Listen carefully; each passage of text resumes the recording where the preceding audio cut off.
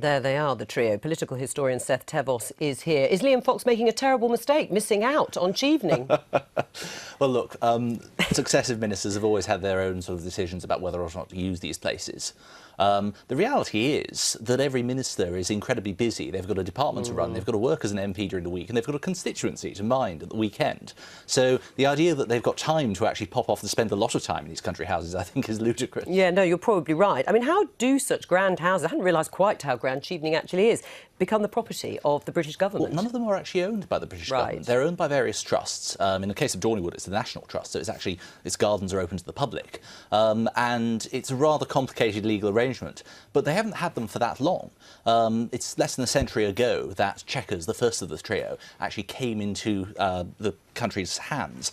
And that was because David Lloyd George, who was Prime Minister at the time, was the first Prime Minister to not come from a landed gentry background and not have his own private country house. And it was a bit of an embarrassment. So to try and make up for this, this was gifted to the nation by a very ambitious young MP by the name of Arthur Lee, who promptly became Lord Lee, incidentally. Wonder why, yes. I mean, in terms of entertaining, as we saw some of the clips there, I think, with Malcolm Rifkin, you could see that it would be quite useful from that point of view if you're a Foreign Secretary, and now we've got sort of 3 Secretaries of State perhaps needing to host dinner parties. They will be able to use it. Yeah, I mean, you've got to remember that it's not as if this is something which would never be needed.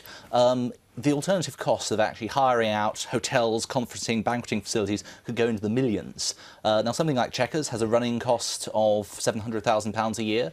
If that were never used, that would be a complete waste. But if they're making fairly frequent use of it, it's actually probably a net savings to the government. Oh, there you go. They're cost-effective, these places, Isabel. Have you ever been? I mean, sadly, I'm still waiting for my invitation. It'll come. It'll come. I mean, it doesn't strike me as a huge amount of money for a place which is commensurate with the status of the office bearer. And I think, you know, in a way, we may have become a bit too hair-shirt about all of this. There's nothing wrong with our great ministers being able to host, particularly foreign guests, in lovely places. So do you think Liam Fox is doing this for appearances, or he just can't bear the thought of having to have a rota with Boris Johnson and David Davis? Is that a little bit tiresome? I think you're probably right, that actually they're incredibly busy. Liam Fox travels a lot, obviously, so does Boris Johnson.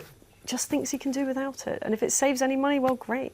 Quite. I mean, Nick Clegg said he couldn't stand the place when he was Deputy Prime Minister. Does that surprise you when he said that? Well, it does, because he then went on to say that he only used it once or twice a month, which strikes me as quite a high usage, actually. Well, Seth Thevoz, I hope you get to enjoy them at some stage. Thank you very much for coming in today.